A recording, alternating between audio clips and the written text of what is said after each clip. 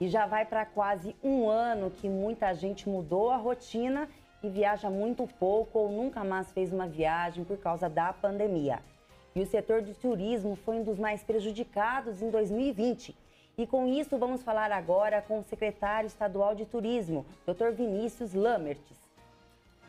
Boa tarde, seja bem-vindo, secretário. Parece que aos poucos e com muitos protocolos o turismo vai retomando uma certa normalidade, é isso?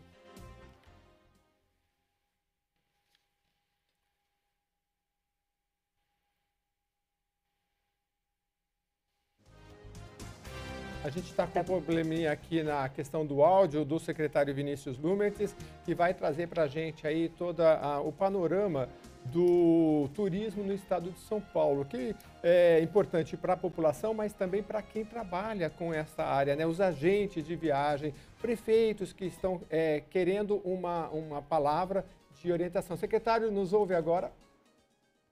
Sim. Secretário, como é que está o panorama aí? Muito obrigado pela sua presença, estamos ouvindo o senhor.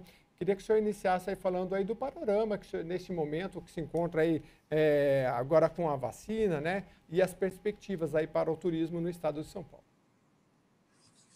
Bom, primeiro,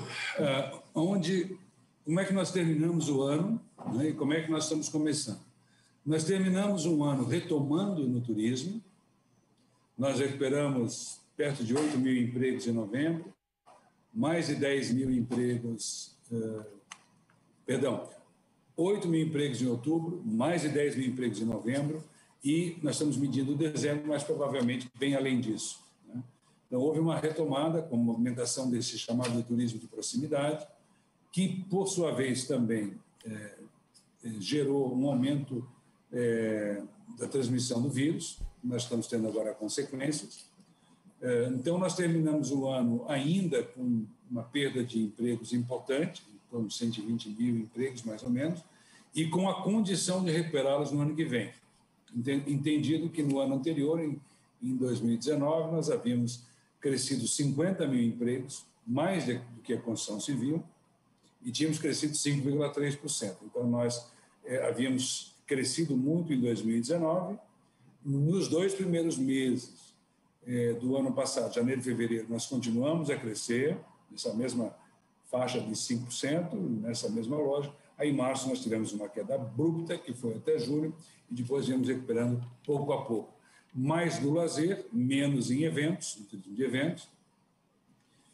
E agora, com a nossa vacina do Brasil, a vacina do Butantan, nós, então, agora recuperamos uma perspectiva de sustentabilidade desse movimento, né? É evidente que a hora que a vacina do Butantan ela é nacional, que o governo de São Paulo cede para o Brasil, né, como é sempre o sistema de vacinação, nós vamos precisar que o governo federal também consiga a sua parte de vacinas que vem negociando aí com a AstraZeneca e outras, para compor o crescimento da vacinação, que vai até setembro, outubro desse ano, para fazer a cobertura toda, porque nós vamos estar disputando essas vacinas com vários países do mundo, numa competição mundial por imunização, né? Aqui deixo muito claro que a falta de, eu diria, de assertividade do período de todo esse ano de 2019, né, no Ministério da Saúde a nível nacional, nos atrasou muito, né? Isso tem que ficar muito claramente consignado. Então, é bom que eles corram atrás do prejuízo, que é a parte nacional, porque a parte de São Paulo foi muito bem feita e muito bem cumprida, não só no Plano de São Paulo, como também na questão da vacinação do Butantan. Nós tivemos que, muitas vezes, enfrentar incompreensão gerada por uma política errática do governo federal, que agora, felizmente, nos parece estar se encaminhando para uma lógica para e passo com o resto do mundo. Então, o turismo, nesse sentido, se recuperaria. Problema: no meio do caminho, nós estamos vendo aí o aumento no Brasil e no mundo da transmissão do vírus. Nós já tínhamos em São Paulo triplicado o nosso número de UTIs ao longo do ano passado, o que diminui o impacto, mas mesmo assim nós vamos enfrentar aí os meses de fevereiro e março serão meses difíceis aqui no estado de São Paulo, por conta da transmissão que foi gerada, né? A transmissão do vírus que foi acelerada por conta do Natal, por conta do período de Ano Novo e por conta desses fins de semana de grande fluxo de turismo. E cá estou eu, como um defensor do turismo, tendo que admitir que muitas vezes aglomerações e falta de cuidado ampliam um problema, né? E por isso nós não teremos com tanta rapidez essa vacina acoplada a menor transmissão do vírus, né? Nós vamos manejar isso mês a mês. E o turismo não vai ter uma vida tão fácil como nós gostaríamos, né? E como é que nós gostaríamos? Que o vírus tivesse menos transmissão, que as pessoas fossem mais disciplinadas, o que nós sabemos é difícil, né? Até porque os setores do turismo têm cooperado em muito, mas é um vírus que é complexo aqui e a sua segunda onda é complexa no mundo inteiro, né? E que o governo federal tivesse feito a sua parte na obtenção de mais vacinas. Infelizmente, nós fizemos a nossa aqui em São Paulo. Então, teremos ainda um período duro, até difícil, né? Até nós conquistarmos a nossa liberdade e nós estamos indo em direção a essa liberdade. Estamos com um probleminha de conexão com o secretário. Ele está nos ouvindo, secretário? Está nos ouvindo, secretário? Sim. Secretário, quem fala é a Lília. Mais uma vez eu agradeço a participação do senhor aqui no jornal. Como sempre, o senhor além de ser um grande secretário no setor turístico, não tenhamos dúvidas, o senhor é um grande gestor. Como é que fica a situação do carnaval que movimenta milhões para a economia aqui do estado de São Paulo esse ano, secretário? Olha, o carnaval é uma festa de grande sucesso em São Paulo. Hoje, São Paulo, em volume, tem mais, o carnaval de rua, principalmente, tem o maior volume e a melhor organização de carnaval de rua do Brasil. Isso começou lá atrás, na gestão do João Dória como prefeito, essa aceleração, né? Continuou com o Bruno e está bem consolidado, né? E tem uma geração de movimento econômico muito importante para a cidade. Também o carnaval das escolas de samba na Avenida, eu mesmo como ministro participei trazendo recursos para a fábrica do samba, então tenho uma simpatia muito grande pela qualidade desse carnaval que se desenvolve em São Paulo, pelo seu profissionalismo. Nos ressente, evidentemente, entender que nós não teremos condição de ter o carnaval e nós teremos perdas dessas receitas, né? Em parte, elas vão ser compensadas pelas pessoas que não estarão vivenciando o carnaval e sim passando férias em algum lugar do interior, e nós esperamos da maneira mais espalhada possível, pessoas do interior que possam vir passar o carnaval em São Paulo. A verdade é que no mundo real não há razão para comemorar ainda, né? No mundo real, um carnaval hoje, com 1.000 pessoas morrendo a cada dia, com uma pandemia se espalhando ainda pelo Brasil, pelo mundo, não há esse ambiente, nem do ponto de vista psicológico, sendo justo, né? Infelizmente, né? Porque para o turismo isso é péssimo, né? Para a alegria das pessoas isso é péssimo. O carnaval é uma bênção de alegria das pessoas, né? De congraçamento, uma coisa de muita brasilidade, de muito abraço, de muita ternura, de muito carinho, mas também um índice de transmissibilidade recorde, né? Poucas coisas transmitem mais do que uma festa nesse nível de aproximação. Nenhum festival de rock tem a proximidade que tem o carnaval das pessoas, nenhum outro tipo de festa, né?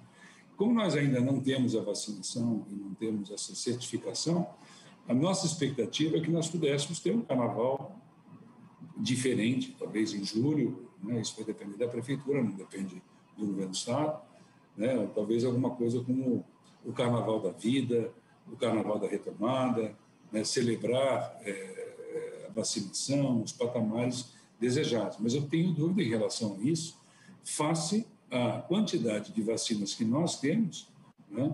e a necessidade de vacinação para chegarmos ao nível de imunidade da cidade e do país, né? Porque o fluxo do carnaval não é apenas local e interno, ele é um fluxo nacional e internacional. Então, assim, a perspectiva, sendo muito honesta, muito clara, infelizmente, não é de termos carnaval, é de não termos carnaval, essa é uma certeza. Secretário, o Brasil se ressente de uma forma geral de grandes empreendimentos, assim, grandes parques temáticos, né? A gente tem, por exemplo, o caso de Olímpia, que tem um parque aquático muito grande, mas eu já conversei com o senhor e a gente falava sobre o potencial que nós temos no estado de São Paulo. Isso precisa esperar para conversar com investidores, com todos os setores envolvidos, setor hoteleiro, ou está dando para planejar, já que muitos desses locais precisam aí de a questão ambiental? Como é que está esses grandes empreendimentos no estado de São Paulo? Olha, tem empreendimentos em planejamento, como aqui, por exemplo, na região do chamado, aqui perto do Hopi Hari, Serra Azul é chamado ali, né? Uhum. São 4 municípios e ali tem uma projeção de um parque novo de 1 milhão de metros, né? E também em municípios do interior, mesmo lá em Olímpia, que você se referiu, tem projetos inovadores lá e, nesse momento, estão sendo implantados atrações, né?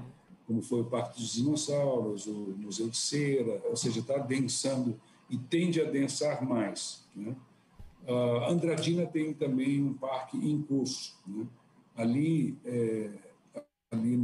no chamado, esse parque que eu falei no início, que a gente chama de Serra Azul, onde tem o Hopi Hari, Guatemala, nós temos ali 4 municípios cujos planos diretores já foram alinhados, Louveira, Vinhedo, Jundiaí e Itupeva, né? O que acontece? Nós estamos com um projeto na Assembleia Legislativa chamado Distritos Turísticos, que engloba distritos de caráter desse tipo, né, que é o tipo parque temático, mas tem distritos também de natureza e distritos também de sítios históricos, né? Isso está lá, né? E isso é uma forma de incentivo.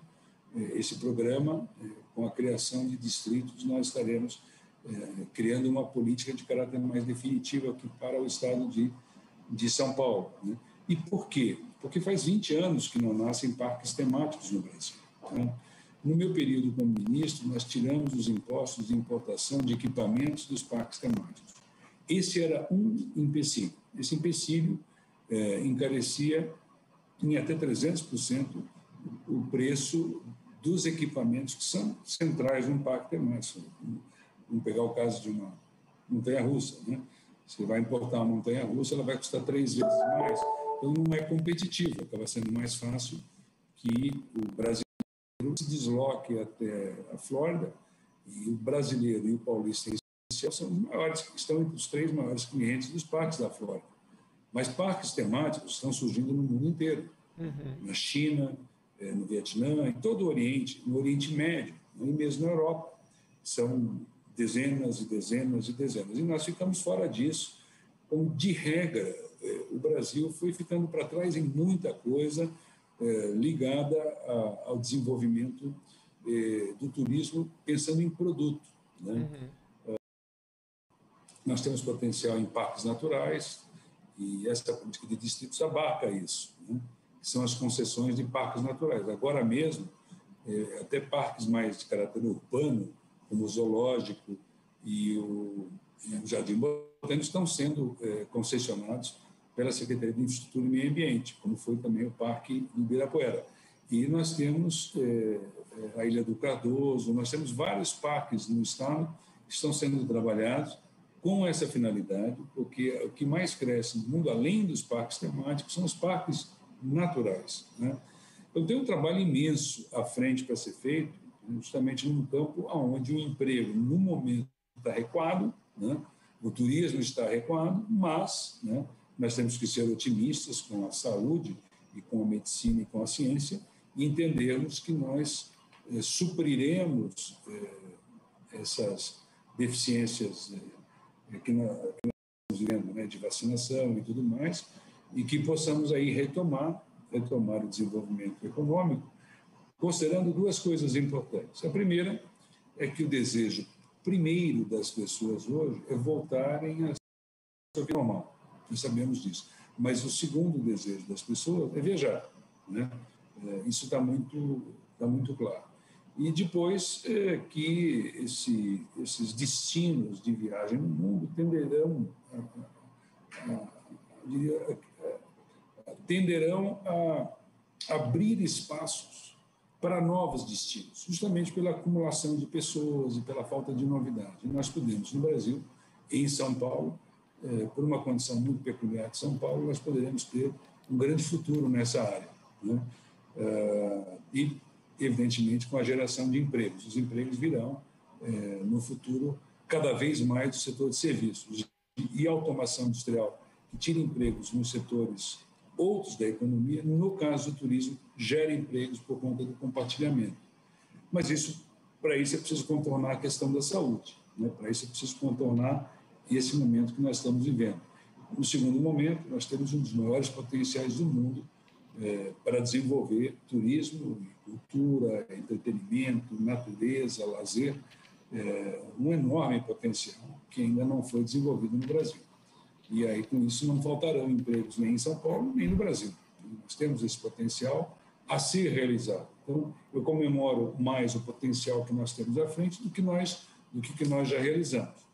E a nossa prioridade continua sendo divulgar o que nós temos, né, e construir destinos que nós ainda não temos no nível de demanda dos próprios paulistanos, dos próprios paulistas, dos brasileiros. Nós precisamos melhorar a oferta de produtos. Conversamos com o Vinícius Lumert, secretário do Turismo do Estado de São Paulo, a quem agradeço muito, sempre muito gentil. E, secretário, se o senhor aceitar, já fica aqui o convite para participar de um programa Conexão Legislativa para a gente detalhar mais. Faltou muitas questões, falar como é que vocês estão lidando com os municípios, a relação aí dos recursos, se estão chegando, mas vai ficar para uma próxima oportunidade. Por enquanto, agradeço muito a sua participação.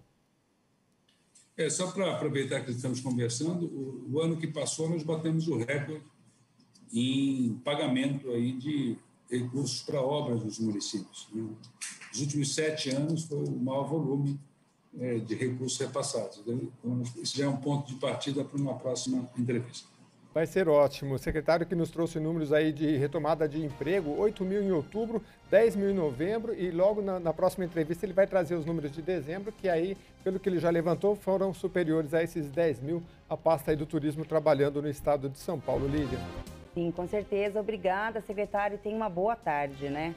O setor do turismo é um setor ainda que promete, né? Por mais que tenha essa pandemia, e também está na frente de um grande secretário, né? Que tem uma gestão macro, não um micro que a gente fala. Exatamente. Né? Eu vi na primeira entrevista que fiz com ele, assim, a vontade de trazer muitos projetos e que já estavam em andamento, que foram paralisados pela pandemia. E como ele mesmo colocou, é um setor que ele depende dos outros setores, né? Depende da questão da saúde muito, né? Está sendo muito afetado, mas que vem tendo muito planejamento, porque algumas questões, como ele colocou, precisam de um planejamento de médio, longo prazo, e isso está sendo feito principalmente em relação aí aos grandes parques temáticos, que o Brasil tem aí um déficit e o estado de São Paulo tem trabalhado nesse sentido.